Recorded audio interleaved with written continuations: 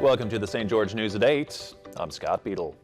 Authorities confirmed Wednesday that an elderly man who was struck by a car in a supermarket parking lot Tuesday has died.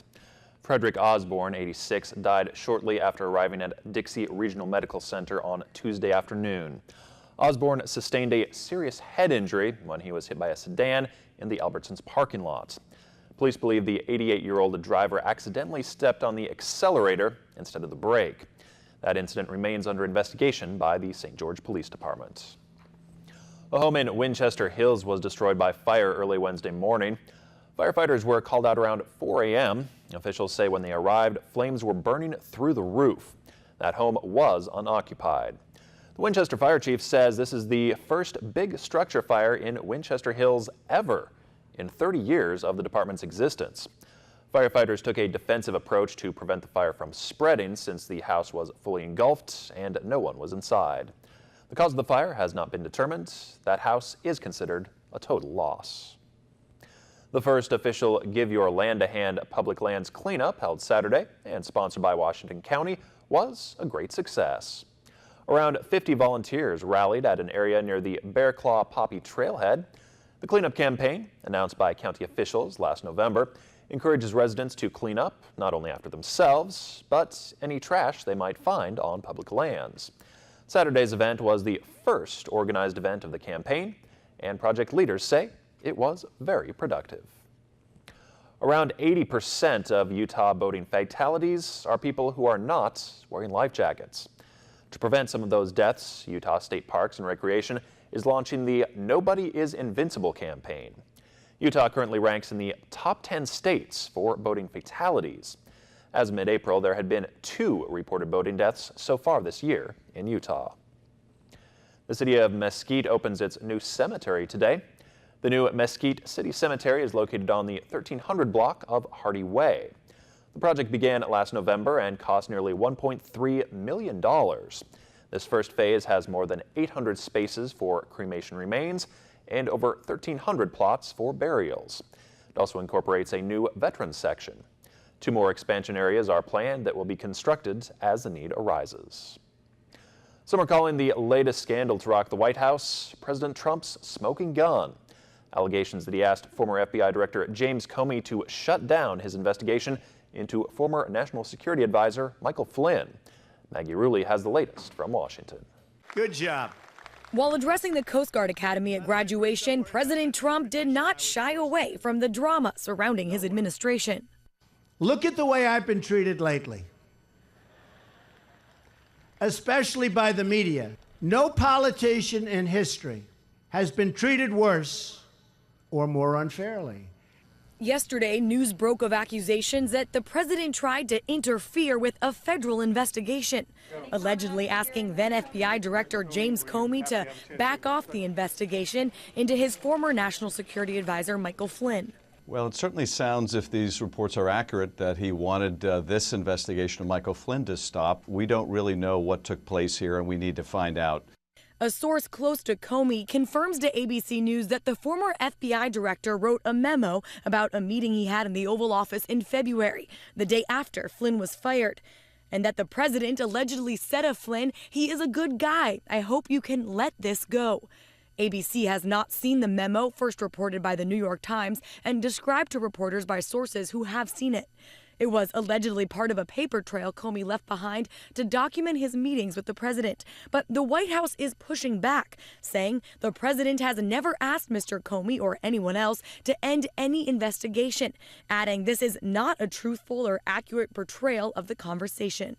Democrats are sounding the alarm. The events of the last 2 weeks have shaken my confidence in this administration. In the past 2 days, it's reached new heights.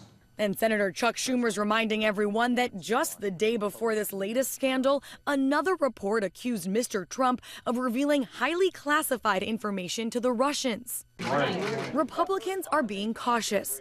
Speaker of the House Paul Ryan weighing in for the first time this morning. We can't deal with speculation and innuendo, and there's clearly a lot of politics being played. Our job is to get the facts and to be sober about doing that.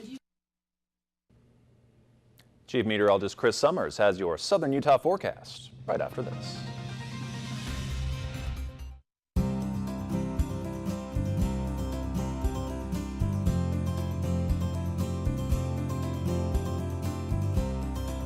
The weather tonight is brought to you by Experimac. Experience Mac computers in a new way.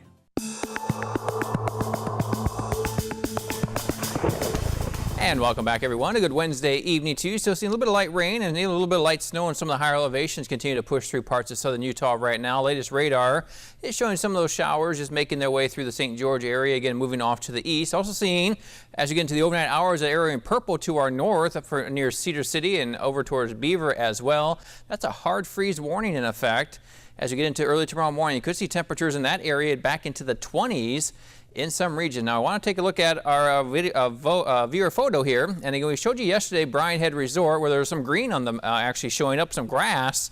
Not anymore. Yeah, snowfall up in that area. Again, seeing about 4 up to 6 inches of snow, and you can see the latest webcam picture actually showing no more green to be found, but of course they're closed for the season anyway. But definitely seeing some snowfall in some of the higher elevations over the past 24 hours. Temperatures today, though, have been on the cooler side too. 68 degrees the high in St. George, 52 degrees the high Cedar City, 43 the high in Enterprise. There's that temperature tomorrow morning, Cedar City, 26 degrees.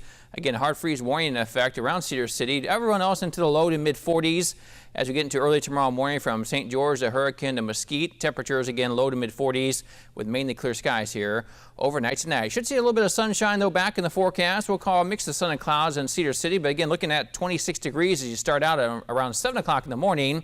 On your Thursday, 54 degrees in by noon, or 45 degrees by noon, looking for a high only reaching about 51 as we head into the afternoon hours. North winds at 10 to 15 miles in Cedar City. Now St. George, again, seeing a little more sunshine. We'll go partly to mostly sunny throughout the afternoon hours. Temperatures getting back close to 70.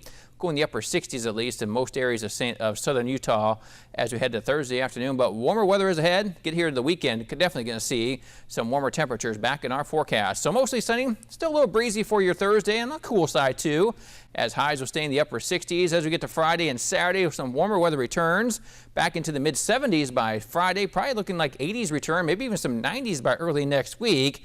So definitely seeing some warmer weather back in our forecast here as we get to the next several days. But we'll be a little chilly for your Thursday. Surface map still showing possibly a few light showers around the area as well. Again, a little bit of blue just to our north, indicating some of that snowfall in parts of the, part of the higher elevations area, as well as you see those chilly weather though coming in over the next 24 hours, bringing us the chilly temperatures for your Thursday, but then much warmer weather returning as we head into the weekend. So for your Thursday, temperatures around Cedar City, Enterprise, upper 40s to low 50s. A passing shower around the area as well. Again, seeing that hard freeze warning in effect overnight. North winds at 10 to 15 miles per hour, up into the mid 60s to low 70s.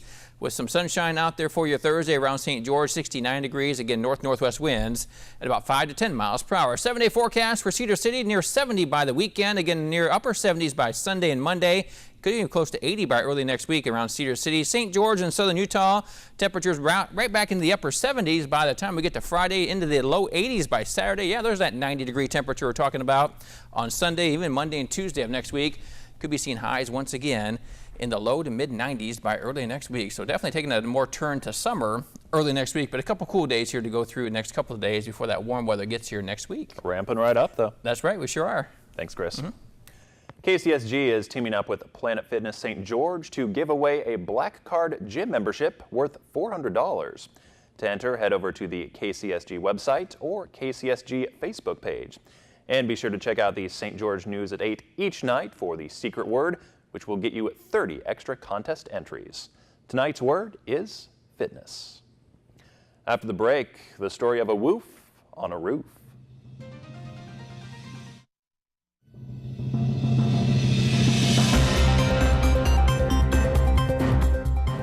A golden retriever in Austin, Texas is getting a lot of attention.